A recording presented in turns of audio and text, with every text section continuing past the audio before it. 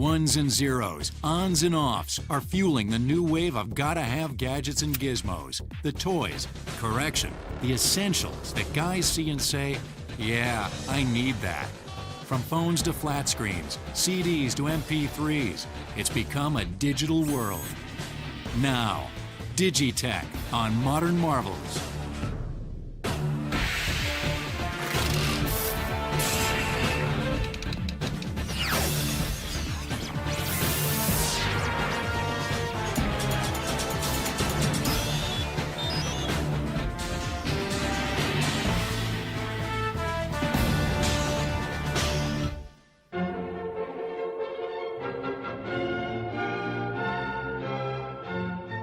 Welcome to one of the holy shrines of digidevotion, an electronics superstore.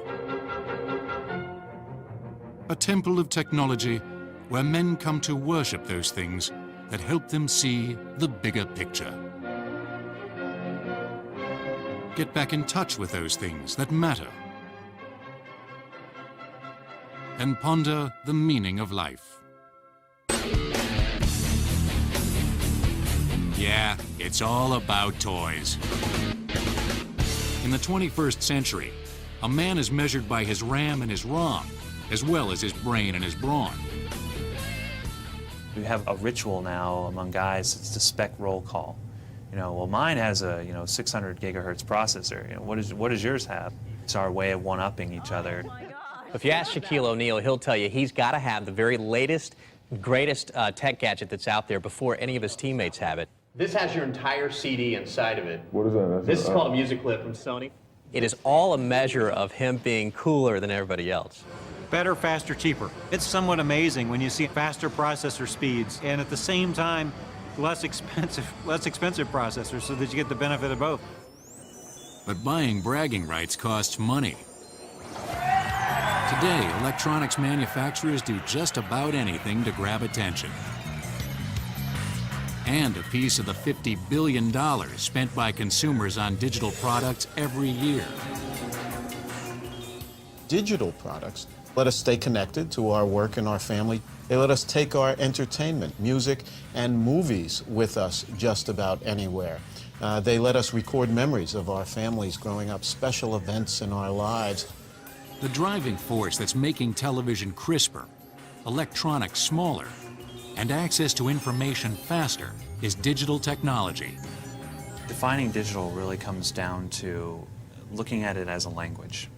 We've all heard about ones and zeros and the binary language and all of that. And digital is really a way of expressing content in a binary way. So when you look out at the world, you see images, you hear sounds. It's taking all of that and making it into a language that the computers and the machines can understand. The computer language of ones and zeros lets us compress vast amounts of information down into manageable files for easier storage, manipulation, and transmission. Every year, manufacturers introduce new digital products. If this is a temple of technology, then the television is the altar at which men worship. Now digital technology is giving our old family friend a facelift. Digital television is the biggest thing to happen to TV since Elvis appeared on The Ed Sullivan Show. Digital television is the umbrella term for this new medium that will replace analog television as we've known it for 50 years. Digital TV refers to televisions which can receive and display digital signals. At the highest levels, it's all about a bigger and better picture. Each traditional broadcast station is allocated 6 megahertz of bandwidth. Think of bandwidth like a highway, and each lane is 6 megahertz wide. With digital TV, the signal is compressed, meaning more traffic can fit down that same 6 megahertz lane. One reason it can do this is because a lot of the visual information doesn't change from frame to frame. Digital compression lets one frame of video borrow from the previous frame information that didn't change.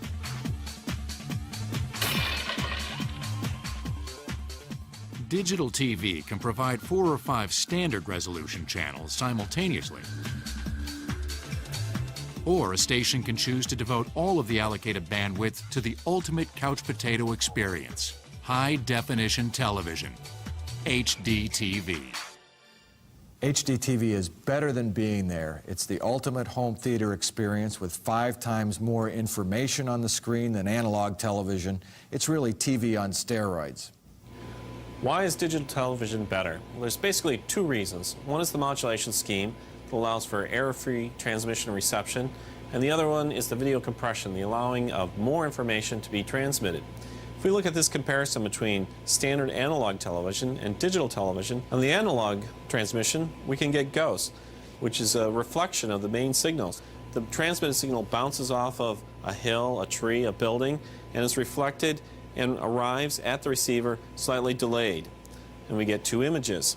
The other problem that can occur with an analog receiver is snow, a weakening of the signal, which would show up as kind of a splotchy or staticky picture. We see the digital picture here. Not only is it flawless, with no interference or ghosts, those types of things, but it's a denser picture. It has more pixels, and it's a widescreen ratio. So if we compare the two, the image here is cropped and cut down. In 1996, the Federal Communications Commission accepted HDTV standards. More and more networks are offering HDTV programming, at least part of the time. Over the next 10 to 15 years, all broadcast TV will be digital. That means you're going to have to get rid of Old Faithful or buy a set-top box to convert the digital signal. But digital television isn't the only reason people are demanding better TV monitors. Another digital device introduced in the mid-1990s has become the fastest-selling consumer electronic product in history. The DVD is an optical disc, and in many ways it looks like a CD.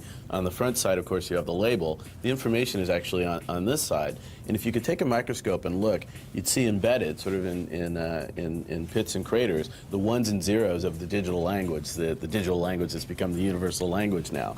And that provides the information. A digital versatile disc player, like a compact disc player, uses a laser to read a microscopic spiral track that holds about 7 times more information than a regular CD. The track, if unspooled, can be over 7 miles in length. Unlike a CD, some DVDs have more than 2 layers and use a smaller laser track to cram more information onto the disc. That's why you get all those added features, such as director commentaries and deleted scenes. And if you're comparing DVD to VHS, there's really no comparison. DVD offers a much better picture. 480 lines of resolution, as opposed to 240 or 250 lines with VHS. The problem with the VHS tape is it was great when it came out, but this tape that's inside here, it only lasts like 20 years, and then the picture fades. And guess what? The dog can bite this up. I can just destroy this super easily. A DVD, on the other hand, will last a very long time. It has an acrylic coating on the outside. There's aluminum on the inside and also carbon. It is very, very difficult to break this. And if you don't damage it, you can keep it up on your shelf and it will last hundreds and hundreds of years. The DVD recorder will take away the VCR's last advantage. Also threatening the VCR's 30-year reign is the recent introduction of another digital wonder, the PVR, the personal video recorder. TiVo, Replay TV, and others offer set-top boxes, which are basically computer hard drives that digitally record TV programming. So you get that great, clear digital picture. They have a commercial skip function. It allows you to pick a program guide. Let's say that I'm a big fan of Star Trek. It'll find all that content and automatically record it for me. Some PVRs allow you to share programming with other PVR owners. That's great news for Trekkies everywhere. But networks are worried you'll skip those things that keep them on the air. And and studios are worried you'll never rent another DVD. As sharing programming becomes as easy as downloading MP3 files. But these types of issues are nothing new. The VCR faced similar attacks in the late 1970s. The motion picture industry sued Sony, maker of the Betamax VCR, to try to stop VCR manufacturing. But in January 1984, the U.S. Supreme Court ruled that private home videotaping did not constitute copyright infringement. Will history repeat itself with a PVR? Stay tuned. One day, maybe in the next 5 years, a high-res digital TV monitor will cover your entire living room wall. But historically, digital technology has been all about miniaturization. We have to be cool, and we do want the biggest hard drives and the most powerful, and we also want the smallest. This is the only place where men argue mine's smaller than yours in wireless phones. One way to understand how far digital technology has come is to look back at the first electronic digital computers.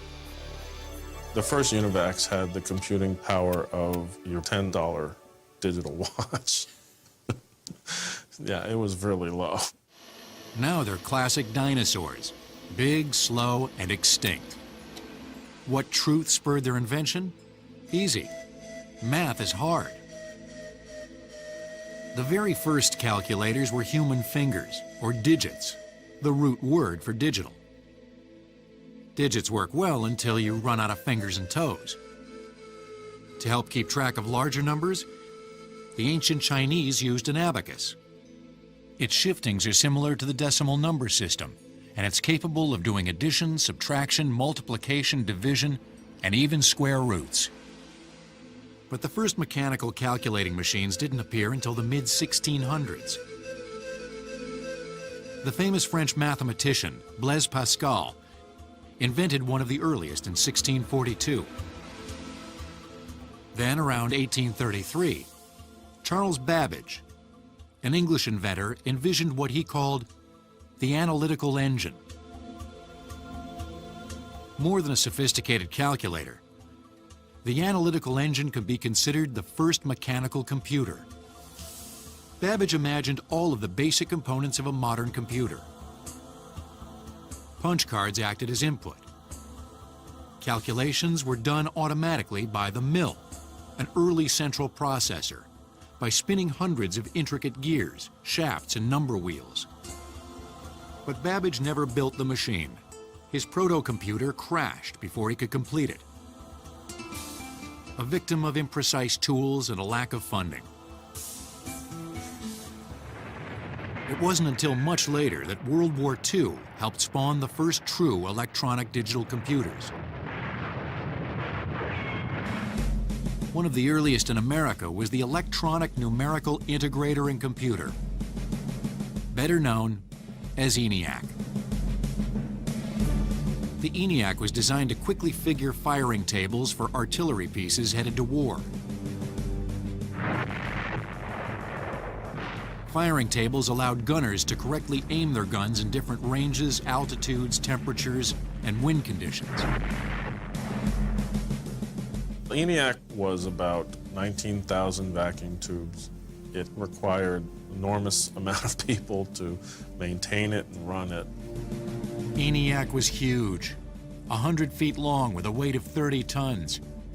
It contained almost 70,000 resistors, 10,000 capacitors, and 6,000 switches. It could perform up to 5,000 additions, 357 multiplications, and 38 divisions every second. But ENIAC wasn't completed until 3 months after Japan surrendered. Nevertheless, ENIAC was a milestone. ENIAC really showed the entire world that it was possible to take the concept of a digital electronic computer and make it run. In 1951, the Remington Rand Company introduced the UNIVAC, the first computer to be sold commercially. It cost a mere $1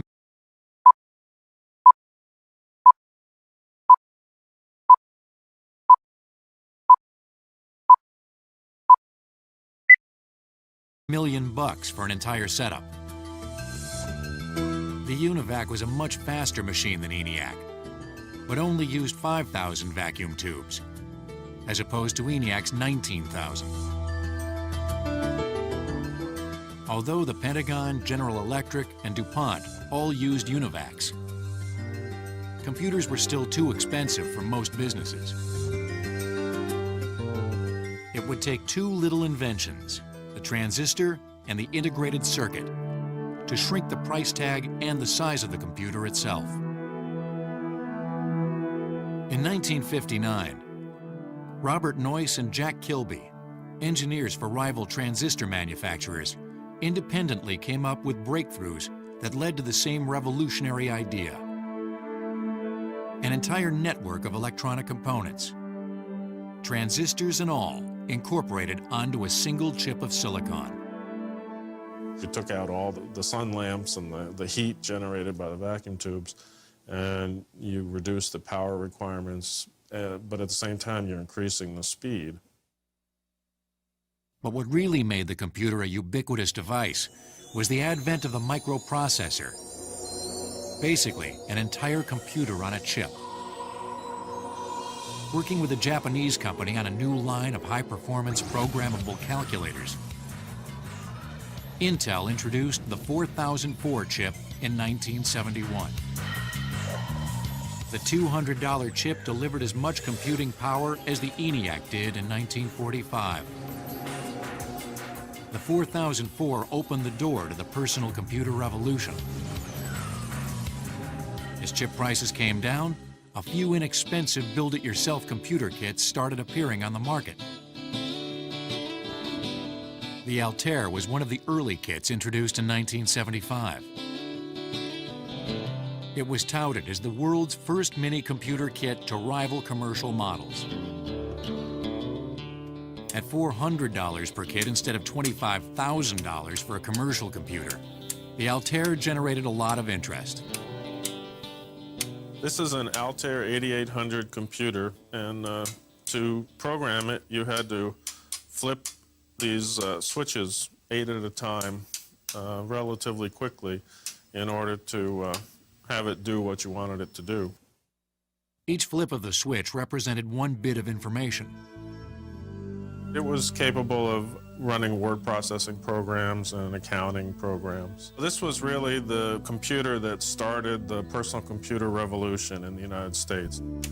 Obviously, the term computer-friendly would have to wait. But two guys from San Francisco wanted to change that. Steve Jobs sold his Volkswagen, and Stephen Wozniak sold his HP calculator to finance the Apple company and introduced the Apple II computer in 1977. It was a plug-and-play device with no wires to solder. It was also reasonably priced at $1,200. The Apple II was a huge hit. Soon other companies introduced competing products. Hoping to take a big blue bite out of Apple's market share, IBM introduced their version of a personal computing device, simply known as the PC, in 1981. Then the digital dam really burst. Today, microprocessors are in everything from refrigerators to Fords, watches to water sprinklers. They are the on-ramps to the information superhighway.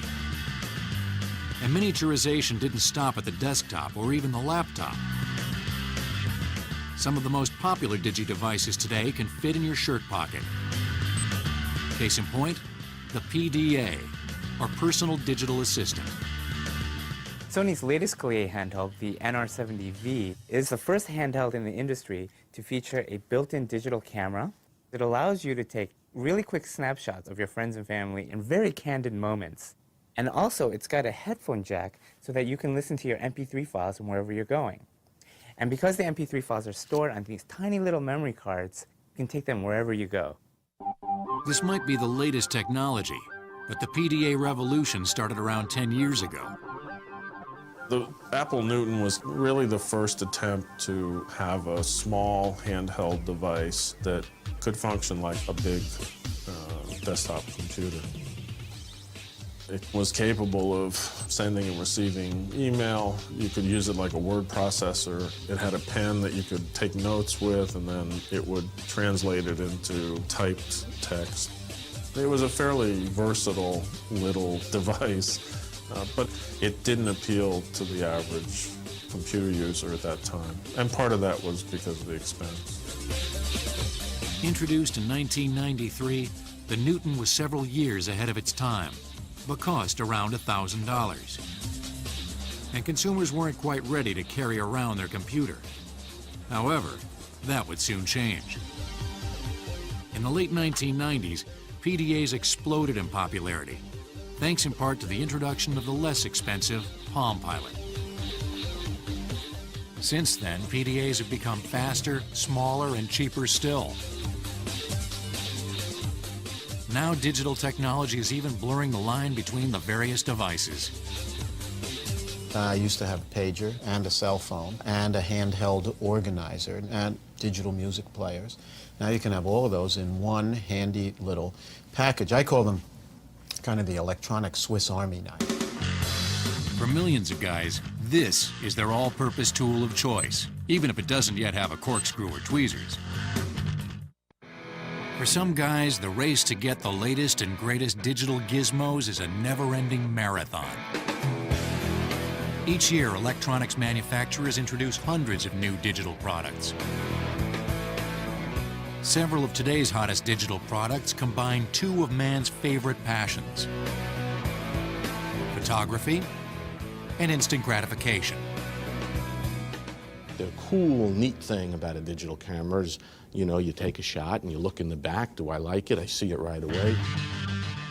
1 hour film developing too long a wait? Join the consumers who purchased 6 million digital cameras in 2001. They're becoming so successful, film may one day be a thing of the past. The heart of most digital cameras is the charge-coupled device, the CCD, which converts light into electrical charges. The CCD is covered with diodes called photosites, which are sensitive to light. An analog to digital converter reads each photosite's value and changes it into digital information in the form of a pixel, a small discrete element that, along with many others, makes up an image. It might seem like the newest technology, but the roots of digital photography date back over 30 years. In 1969, Willard Boyle and George Smith, working for Bell Labs, came up with the idea for the CCD. Hoping the CCD could one day produce high-resolution still images, NASA and other government agencies poured money into improving it. Texas Instruments worked with NASA in the late 1970s and early 80s on digital cameras that would eventually find their way onto the Hubble Space Telescope and the Galileo spacecraft, which investigated the planet Jupiter. The Galileo orbiter produced the equivalent of a 2.5 megapixel image, photos that were out of this world. By the mid-1990s, people on this planet also had access to digital cameras. In 1994, Kodak manufactured and supplied the world's first completely digital consumer camera to Apple Computer, the Apple QuickTake 100. It was around $1,000, so it was still a little expensive, and you really didn't, know what you had. It's like a traditional camera. The next step in digital cameras was the Casio QV10. This came out in March 1995, and what we did is added an LCD screen on the back, so that when you take a picture, you can actually know you took a good picture. If you didn't like it, you deleted it. In a few short years, the resolution of digital cameras increased dramatically. Digital cameras are rated by megapixels. That's the number of photosites on each CCD. The higher the megapixel rating, the higher the resolution. Experts say a 2 megapixel camera will produce a suitable 5:7 image. Although it would take a 6 or 7 megapixel digital camera to approximate the true resolution of a 35mm film camera, a 4 megapixel camera is sufficient for 8:10 enlargements. cameras are just getting much smaller and easier to use. This is the Casio Excelum camera. It is half-inch thick. It is the size of a business card, basically. 2-megapixel lens. This is about 7 to 8 times more resolution than the early digital cameras. Even higher megapixel cameras are getting smaller and providing more options.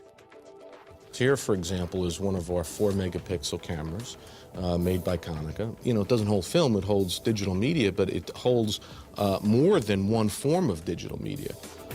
Flash memory cards are like little removable hard drives with no moving parts, which can store images, MP3s, or other files. So whether it be a memory stick, that can fit into this. We call it a dual slot. Or an SD card, that can also fit into this. And so now, you know, the consumer has their choice of media to use as well. And for all you James Bond types, the next time you have to save the world, don't forget your wristwatch digital camera. Who knows when it'll come in handy? Speaking of films, what guy hasn't gone to the local multiplex and said, I could make a better movie than that? Now, thanks to digital video cameras, you've got your chance. The digital camera is enabling people to become Steven Spielberg overnight. You're seeing people who are able to get a camera, go out on the street, tell their own story, share it on the internet, share it with a friend, put it on a CD, put it on a DVD, share it with the world, and get discovered in Hollywood. Well, it might take a little more than that, but it's certainly getting easier to make a movie. Sony Electronics introduced the first mini-DV camcorder, the DCR VX1000, in 1995. This camcorder revolutionized the consumer camcorder market because it provided an ultra-compact format offering high-quality digital video and CD-like sound. When the DCR VX1000 was introduced in 1995, it cost around $4,000. But it recorded on digital tape, which is about 1/10 the size of a VHS tape, yet had over twice the resolution. Since then, cameras have gotten even smaller. The DCR IP5 micro-MV camcorder weighs a mere 12 ounces and can fit into your shirt pocket. You can actually even wear it on your belt, so it's something that you can take with you wherever you may go. The micro-MV cassette is 70% smaller than a standard mini-DV cassette, which allows this unit to be much smaller in size. This tape records 60 minutes of digital video and CD quality sound. So, if you have the camera, all you need are lights and some action. That is, if you're satisfied with hours and hours of raw footage. No need to worry. Today's desktop editing tools can help whittle that film down to a mere 3-hour epic. Apple Final Cut Pro is the end-all de facto most incredible editing system on a computer. Enables any guy, in fact any grandma, to go onto their computer and truly understand how to get the video out of a camera on a digital basis, put it into your computer, and make some sort of magic. Today's desktop editing tools such as Final Cut Pro, which costs less than $1,000, rival top-end professional editing systems. So now there's no excuse for not doing your movie. Shoot it, cut it, and let people watch it and say, I can make a better film than that. What do you mean? Playing music loud? It's a guy thing. And you have to thank digital technology for giving those dynamite decibels crystal clarity. More than 20 years ago, a 5-inch round piece of plastic revolutionized the music industry. Literally. In the late 1960s, Philips Electronics started working on an optical recording disc that eventually became the CD.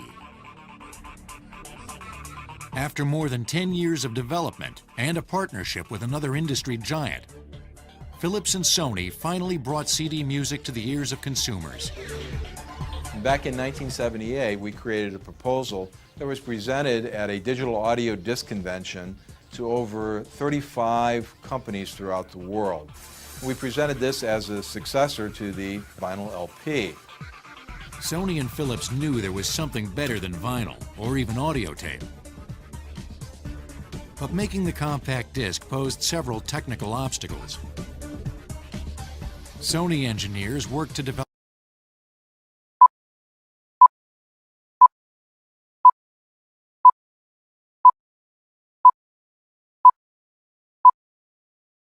develop a sophisticated error correction system, while Philips focused on creating a reliable optical laser. Information is stored on a CD in a spiral track as pits and bumps, representing the ones and zeros of the digital language. Well, once a compact disc is inserted into a player, the optical pickup emits a beam of laser light that detects the presence or absence of the microscopic pits. The digital signal is amplified and then sent to your speakers. The beauty of digital is that it's not susceptible to signal degradation, meaning the 100th copy is just as good as the original.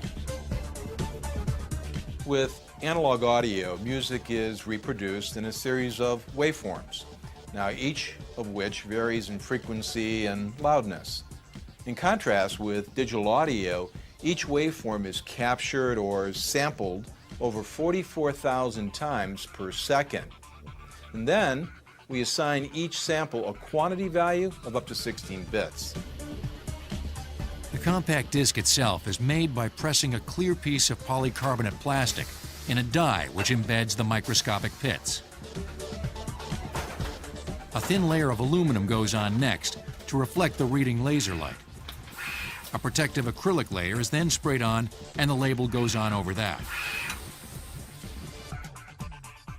In 1982, the compact disc player hit the shelves. Although only 35,000 units were sold in the US that first year, the CD player has been climbing up the charts ever since, with total sales of more than 1 billion worldwide today. The CD revolutionized the quality of personal audio. But one invention in the 1990s transformed the way millions of people shared music. The surprising thing to us about MP3 is that it's actually not as good as CD quality. But the fact that you have consumer choice and the ability to carry it around and it still sounds really good is what's made it successful. MP3 stands for MPEG-1, Layer 3. It's a compression standard that allows people to shrink music files down to 10% of the original recording without much quality loss. It works its magic by utilizing a compression algorithm that mimics the characteristics of human hearing. The MP3 algorithm discards those sounds that the ear can't perceive as well. For example, the ear can't hear softer sounds at the same time that it's hearing louder ones. An MP3 recording would throw out those softer sounds. The popularity of MP3s exploded on the internet as users discovered they could easily encode and share these smaller files. By 2000, peer-to-peer networks, such as Napster, were gaining a lot of attention from both consumers and the recording industry. But the history of the MP3 dates back another 13 years. In 1987, Karl-Heinz Brandenburg, a modest German scientist working with the Fraunhofer Institute in Erlangen, Germany, started working on a compression system that would become MP3. After several years, Brandenburg and his colleagues at the Fraunhofer Institute found a compression system that both maintained suitable quality, yet significantly reduced file size. In 1992, the Moving Picture Experts Group, an association in charge of developing international standards for compression, adopted the MPEG-1 standard. But Brandenburg's compression system took lots of computing power that wasn't available on most home computers at the time. Their colleagues were saying, well, it's all very nice, but it's just too expensive. No one is ever going to have that much compute power available, so this is just simply an academic exercise. And consequently, Karl-Heinz put it up on the shelf, and no one really looked at it for the next 5 years. But within 5 or 6 years, that amount of computation was suddenly available to people on their desktops. Suddenly, this became the hottest thing. In 1998, Diamond Multimedia introduced the first portable MP3 player. There came the huge revolution of MP3 players. Instead of wearing a cassette player or a CD player when you go running, now everybody's got a little tiny micro digital MP3 player on their sleeve, on their wrist, on their arm, and that stores music that you can play back just about anywhere you want. There are even MP3 watches. And the next generation of music compression promises even greater potential. Barry Vercoe, working at MIT's Media Lab, was a big contributor to the MPEG-4 audio format. And what we have in MPEG-4 audio is essentially postscript for audio. That is to say, instead of sending the audio in its full frequency format, what you're sending is a representation of the little components of the composition and where to put them in time. Instead of transmitting a complicated composition, it's like sending the sheet music and letting your computer do the hard work. You suddenly have a huge reduction in the size of the information that's sent. Where MP3 was 10% of original PCM, this is 10% of that. So now we're down to 1% of the original PCM in MPEG-4 format. Now, if you thought that MP3 did a job in the music industry, wait until MPEG-4 hits the fans.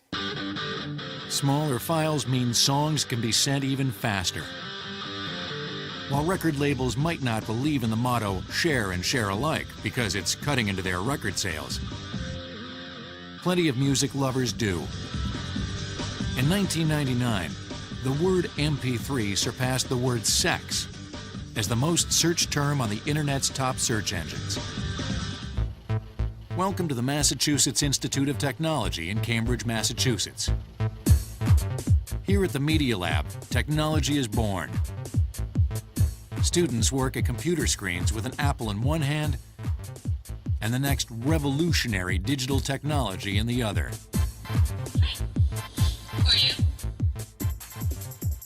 Tired of that computer screen? How about a tangible interface instead?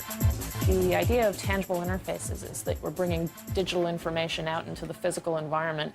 So rather than working with conventional graphical user interfaces and keyboard and mouse, sort of generic controllers that let you control a large variety of applications on the computer, we're bringing digital information into physical objects that we can manipulate with our hands and sort of spreading it onto surfaces and into spaces. I've developed this tangible interface platform for exploring multiple viewpoint stories.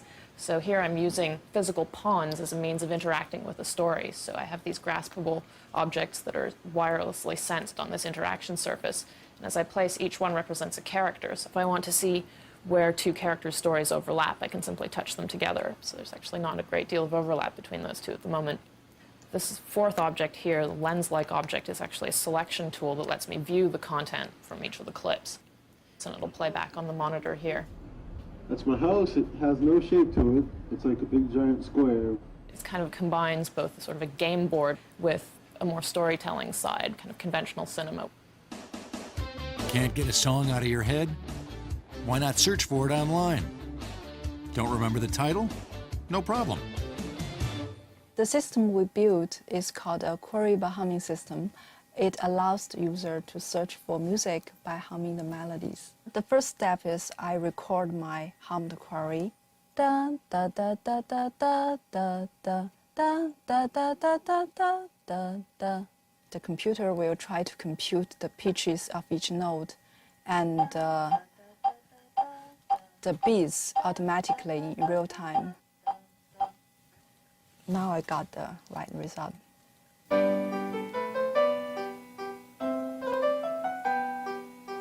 That's the result returned by the server. It thinks this is the most similar song in the database. Sometimes the applications aren't clear-cut today, but these guys are working with the seeds of the technologies that you're going to die to have in 5 years. This is the handheld device that we deliver the video to.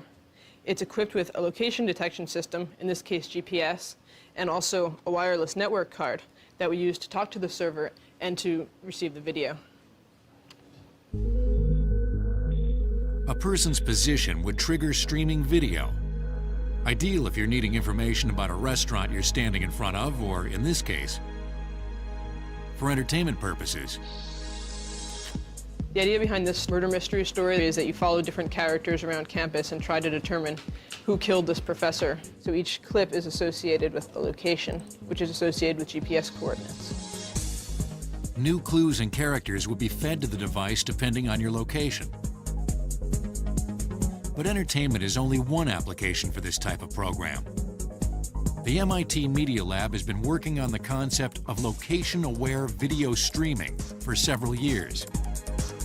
In the future, knowing about the world is very different because this media will exist out there and you can actually know about things as you're about to ask the question about them. We drive through landscape. These are beautiful landscapes, but we know very little about them. What if in your car that will be instrumented with viewable apparatus, your kids could actually hear about a fossil that was found in rock that you're driving through 363 million years ago? It's like knowing the answer before asking the question.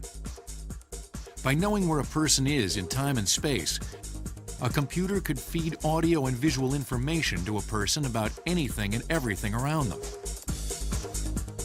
You wear a pair of glasses. That glass has a viewable screen positioned right here. That screen is see-through, so when you're looking at an exhibit, you see that exhibit fully. But when you want to see a background piece on that exhibit, it comes to you, and you see that in the little screen. Now the push is to connect everyone using wireless technology. Here's one of the latest inventions to combine the wireless concept and miniaturization. It's what's called a wearable computer. A small computer similar to a PDA provides internet access and other applications.